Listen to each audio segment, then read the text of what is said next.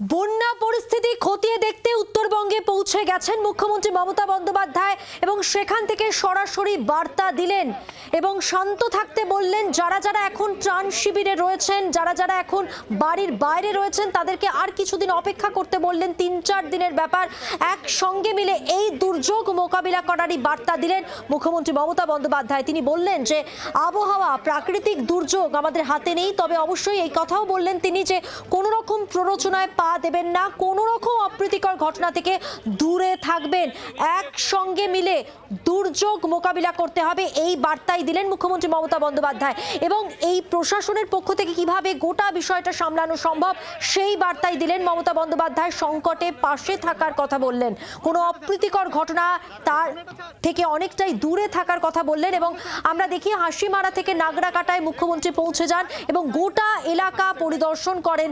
এ কথা বলেন যে অপ্রিয় ঘটনা ঘটুক তিনি চান না। বিভেদ ভুলে সব সাংসদ বিধায়কদের একসঙ্গে কাজ করার বার্তা দিলেন মুখ্যমন্ত্রী মমতা বন্দ্যোপাধ্যায়। সেই সঙ্গে বললেন রাজনীতি ভুলে সাংসদ বিধায়করা দুর্গতদের পাশে দাঁড়ান, কারুর কোনো প্ররোচনায় পা দেবেন না মন্তব্য করলেন মমতা বন্দ্যোপাধ্যায়। এলাকা ঘুরে দেখছেন মুখ্যমন্ত্রী মমতা বন্দ্যোপাধ্যায়। দায়িত্ব নিয়ে লোকাল এমপি এমএলএ যারা আছেন ভুলে যান এখন রাজনীতি।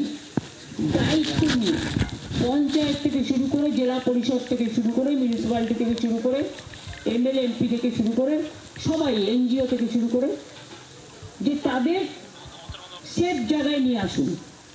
থাকার খাওয়ার জায়গায় কোনো অসুবিধে হবে না। ঘর বাড়ি যাদের ভেঙে গেছে সার্ভে করে আমরা দেখব এবং আমরা যথাসাধ্য উদ্যোগ নিয়ে করব। বন্যা বিপর্যস্ত উত্তরবঙ্গে মুখ্যমন্ত্রী মমতা বন্দ্যোপাধ্যায় আজ দুপুরেই পৌঁছে যান। প্রথমে যে রুটে তার যাওয়ার কথা ছিল সেই রুট বদল হয় এবং শেষ পর্যন্ত হাসিমারা থেকে নাগরাকাটায় মুখ্যমন্ত্রী যান। ইতিমধ্যেই আমরা জানি একটি অপ্রীতিকর ঘটনা ঘটে গেছে নাগরাকাটায়। সেখানে প্লাবিত এলাকা দর্শন করতে গিয়ে, ঘুরে দেখতে গিয়ে আক্রান্ত হয়েছে বিজেপির বিধায়ক এবং সেই সঙ্গে বিজেপি সাংসদ খগেন মুর্মু এবং শঙ্কর ঘোষ। তাদের এই আক্রান্ত হওয়ার ঘটনার পাশাপাশি যে ঘটনা ঘটেছে, মুখ্যমন্ত্রী মমতা বন্দ্যোপাধ্যায় তিনি বলছেন বিভেদ ভুলে সব সাংসদ বিধায়কদের একসঙ্গে কাজ করার বার্তা দিচ্ছেন তিনি। এবং সেই সঙ্গে আজকে তিনি এলাকা পরিদর্শন করেন। নাগরাকাটা ছবি এই মুহূর্তে আপনাদের দেখাচ্ছি। বন্যা বিধ্বস্ত এলাকাগুলি ঘুরে দেখছেন মমতা বন্দ্যোপাধ্যায়। পাশাপাশি যারা বন্যা দুর্গত, যারা এই মুহূর্তে ত্রাণ শিবিরে রয়েছে, তাদের উদ্দেশ্যে তিনি বলেন আরও 2 দিন অপেক্ষা করে যেতে, এক্ষুনি বাড়ি না ফিরতে, তার কারণ আবার যদি বিপর্যয় হয় তারা আবার বিপদে পড়তে পারেন। সব মিলে মানুষকে ধৈর্য রাখতে বলছেন এবং সেই সঙ্গে একসঙ্গে চলার বার্তা। একই দিকে যখন অপ্রীতিকর এই ঘটনা ঘটে গেছে নাগরাকাটায়, প্লাবিত এলাকা দর্শনে বিজেপি বিধায়ক এবং সাংসদ তারা আক্রান্ত হয়েছেন, অন্যদিকে বন্যা কবলিত এলাকা পরিদর্শনে গিয়ে মমতা বন্দ্যোপাধ্যায় বললেন বিভেদ ভুলে সব সাংসদ বিধায়করা তারা যেন একসঙ্গে কাজ করেন। রাজনীতি ভুলে সাংসদ বিধায়করা দুর্গতদের পাশে দাঁড়ান, কারুর প্ররোচনায় মন্তব্য বললেন কারুর প্ররোচনায় পা দেবেন না। কথা বলবো, টেলিফোন লাইনে রয়েছেন আমাদের সঙ্গে আমাদের প্রতিনিধি শ্রেয়সী গঙ্গোপাধ্যায়। শ্রেয়সী, নাগরাকাটায় প্লাবিত এলাকা দর্শন করতে গিয়ে একদিকে যখন বিজেপি বিধায়ক এবং বিজেপি সাংসদ আক্রান্ত, তখন মুখ্যমন্ত্রী মমতা বন্দ্যোপাধ্যায় বিভেদ ভুলে সব সাংসদ বিধায়কদের একসঙ্গে কাজ করার বার্তা দিলেন। একেবারে দেখো কার্যত তিনি এখানে যখন যারা একেবারে যাদের বাড়ি ঘর ভেঙে গেছে, কারোর মা মিসিং আছে, এই সমস্ত পরিবারদের সঙ্গে কথা বলছিলেন, সেই সময় কিন্তু সেক্ষেত্রে মুখ্যমন্ত্রী তিনি স্পষ্ট বলেন যে কোনো প্ররোচনায় পা দেবেন না। এই সময় রাজনীতির ঊর্ধ্বে উঠে গিয়ে সেক্ষেত্রে কাজ করুক। কেউ যদি এলাকায় আসতে চান তিনি আসবেন, তিনি দেখবেন, তিনি কথা বলবেন, তিনি চলে যাবেন। তবে হ্যাঁ, এই সময় যখন মানুষ সর্বশান্ত হয়ে গেছে, সেই সময় বেশি গাড়ি নিয়ে এলাকায় আসা এই জিনিসটা কোনোভাবেই কাম্য না, সেটাও কিন্তু তার মন্তব্যে তিনি স্পষ্ট করেন। তবে কোনো রকমের কোনো অপ্রীতিকর কোনো ঘটনা তিনি স্পষ্টত বলেন যে এক্ষেত্রে যে ইনসিডেন্টের যে কোনো হয়েছে, যেখানে ল অ্যান্ড অর্ডার যেন খারাপ না হয় সেটা তিনি চান না, কোনোভাবেই ল অ্যান্ড অর্ডার সিচুয়েশন খারাপ হন সেটা তিনি চান না। তিনি স্পষ্ট বলছেন যে আর কোনো ইনসিডেন্ট হোক আমি কখনোই চাই না। এবং এক্ষেত্রে আরো তিনি যখন বক্তব্য রাখছেন তিনি তখন বলছেন যে কারো ওপরে কোনো আঘাত না আসে সেদিকে দেখতে হবে, কেউ উত্তেজনায় পা দেবে না, যে যার মতো আসবে, কথা বলবে, চলে যাবে। ফলে স্পষ্টত কিন্তু একদিকে যখন তিনি পরিবারগুলো যারা সর্বশান্ত হয়ে গেছেন, যে সমস্ত পরিবার, সেই পরিবারগুলোর পাশে দাঁড়ানোর কথা বলছেন, বলছেন তাদের তাদের যে ঘরবাড়ি, সেই ঘরবাড়ি দ্রুত যাতে সেগুলোকে সারিয়ে দেওয়া যায় তার জন্য প্রশাসনকে বলছেন, এবং সেক্ষেত্রে প্রত্যেকে যাদের ঘরবাড়ি ভেঙেছে ঘরবাড়ি সরকারের তরফে সারিয়ে দেওয়া হবে। এবং সেক্ষেত্রে ক্ষতিপূরণের যে ঘোষণা তিনি দমদম এয়ারপোর্টের থেকে বেরোবার সময় করেছিলেন, সেই ঘোষণাও কিন্তু এখানে তিনি করছেন। চাকরির কথা, আর্থিক সাহায্য দিয়ে পাশে দাঁড়ানোর কথা তিনি বলছেন। ঠিক তখনই কিন্তু স্পষ্টত যে ঘটনা নিয়ে এই ইতিমধ্যে বিরোধীরা সরব, সেই ঘটনা সরাসরি কোথাও তিনি উল্লেখ করছেন না, কিন্তু স্পষ্টত তিনি বলছেন যে কোনো উত্তেজনায় পা দেবেন না, কারোর উপর কোনো আঘাত হোক সেটা তিনি চান না। এবং এই সময় রাজনীতির বাইরে গিয়ে সবাই মিলে একসঙ্গে যাতে সব মানুষের পাশে দাঁড়ানো যায়, সমস্ত পঞ্চায়েত বা পঞ্চায়েত সমিতি যারা আছেন প্রত্যেকে যেন একসঙ্গে কাজ করে সমস্ত মানুষদের পাশে তারা দাঁড়াতে পারেন, সেই বার্তাই কিন্তু তিনি দিচ্ছেন এখান থেকে। শ্রেয়সী, আরো একটা বিষয় জেনে নেব, এরপর মুখ্যমন্ত্রী মমতা বন্দ্যোপাধ্যায়ের কি কর্মসূচি রয়েছে? দেখো, এই মুহূর্তে যে কর্মসূচিটা স্থির হয়ে রয়েছে তাতে তিনি এই মুহূর্তে যে ব্রিজটা ভেঙে গিয়েছিল, অর্থাৎ আমরা জানি যে এক্ষেত্রে কালীখোলা যে ব্রিজটা, যে সেই ব্রিজের যে ভাঙা অংশটা, সেই অংশটা এই মুহূর্তে তিনি পরিদর্শন করছেন। এবং তার সঙ্গে রয়েছেন পিডব্লিউডি যিনি সচিব তিনি রয়েছেন, চিফ সেক্রেটারি অর্থাৎ মুখ্য সচিব তিনি রয়েছেন, এবং তাদেরকে নিয়ে তিনি ডিজি রয়েছেন, তাদেরকে সকলকে নিয়ে তিনি ওই জায়গাটা তিনি এই মুহূর্তে পরিদর্শন করছেন।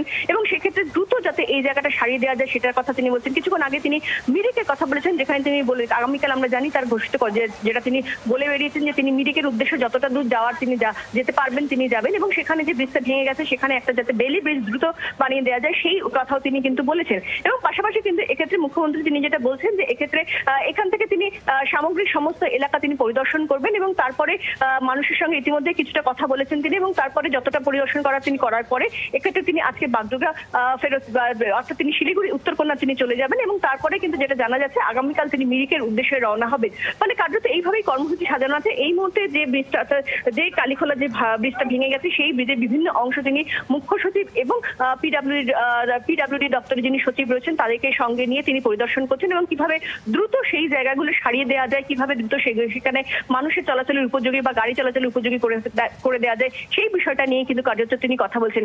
এর আগেও যখন কিন্তু দেখা গিয়েছিল যে যখন তিনি এখানকার যে সর্বশান্ত যে পরিবারগুলো, সেই পরিবারগুলোর সঙ্গে তিনি কথা বলছিলেন, পরিবারের সদস্যদের সঙ্গে তিনি কথা বলছিলেন, তখনও কিন্তু বারে বারে তিনি বলছিলেন যে তাদের পাশে যাতে দাঁড়ানো যায় সেই জন্য সরকারের তরফে সব রকম চেষ্টা করা হচ্ছে। এবং সেক্ষেত্রে ইউটেন্সিলস অর্থাৎ ঘর সংসারের যে জিনিসপত্র, সেই জিনিসপত্র তাদেরকে আজই যাতে দিয়ে দেওয়া যায়, যাদের বাড়িঘর ভাঙা হয়ে গেছে বা নষ্ট হয়ে গেছে তাদের বাড়িঘর সরকার সারিয়ে দেবে সেই কথা তিনি ঘোষণা করেন। এবং পাশাপাশি তার যেটা স্পষ্ট বক্তব্য, এক্ষেত্রে যে ক্ষতিপূরণের কথা তিনি বলে এসেছিলেন কি যে আর্থিক সাহায্য দিয়ে এবং চাকরি দিয়ে সরকার কিভাবে পাশে দাঁড়াতে চাইছে সেই কথা তিনি কার্যত এখানেও কিন্তু তিনি ঘোষণা করেন। এবং সেক্ষেত্রে তার স্পষ্ট তিনি যেটা কথা প্রসঙ্গে বলতে বলতে তিনি একটা সময় যেটা বলেন যে এক্ষেত্রে কিন্তু এখানকার মানুষরা তারা যখন বলছিলেন তাদের মন্তব্য, তাদের কথাবার্তাও তিনি শোনেন। এবং সেই সময় একজন যখন বলছিলেন যে তিনি সর্বশান্ত হয়ে গেছেন, তার কষ্টের কথা বলতে বলতে কাঁদছিলেন একজন যখন পরিবারের সদস্য, সে এখানকার স্থানীয় বাসিন্দা যখন কাঁদছিলেন, তখন কিন্তু মুখ্যমন্ত্রী একসময় তিনি বলেন যে আপনারা কষ্টে থাকলে আমরাও কষ্টে থাকি, আমার পুজো ছিল কিন্তু সেই পুজো ছেড়ে আমি আপনাদের এখানে এসেছি। ফলে সামগ্রিকভাবে এই মুহূর্তে কিন্তু মুখ্যমন্ত্রী তিনি এই গোটা এলাকা পরিদর্শন করছেন,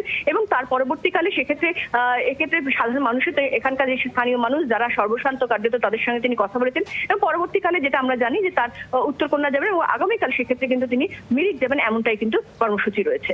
ধন্যবাদ শ্রেয়সী। কথা বলছিলাম, টেলিফোন লাইনে ছিলেন আমাদের প্রতিনিধি শ্রেয়সী গঙ্গোপাধ্যায়। এবং মুখ্যমন্ত্রী মমতা বন্দ্যোপাধ্যায় আগামী দিনে যে কর্মসূচি রয়েছে তার মধ্যে উল্লেখযোগ্য হলো মিরিকে তিনি আগামীকাল যাবেন, এবং যতটা যাওয়া সম্ভব অবশ্যই তিনি যাবেন। এবং যে দুধিয়ায় যে ব্রিজ ভেঙে পড়েছে সেই সেতুর কি অবস্থা, কিভাবে সেটাকে ঠিক করা যায় সবটাই তিনি খতিয়ে দেখবেন, এমনটাই তিনি জানিয়েছেন। পাশাপাশি আমরা আজকে যেটা দেখলাম, হাসিমারা থেকে নাগরাকাটায় যান মুখ্যমন্ত্রী মমতা বন্দ্যোপাধ্যায়। ইতিমধ্যেই সেখানে একটি অপ্রীতিকর ঘটনা ঘটে গেছে, যেখানে আক্রান্ত বিজেপি সাংসদ এবং বিজেপি বিধায়ক। সেই ঘটনার উল্লেখ না করেও তিনি একটি বার্তা দিয়েছেন। তিনি বলেছেন কোনো রকম অপ্রিয় ঘটনা ঘটুক চান না, এবং সেই সঙ্গে এটাও বলেছেন যে বিভেদ ভুলে সব সাংসদ বিধায়কদের একসঙ্গে কাজ করতে হবে। বাংলার আওয়াজ, বাঙালির আবেগ, জি 24 ঘন্টা।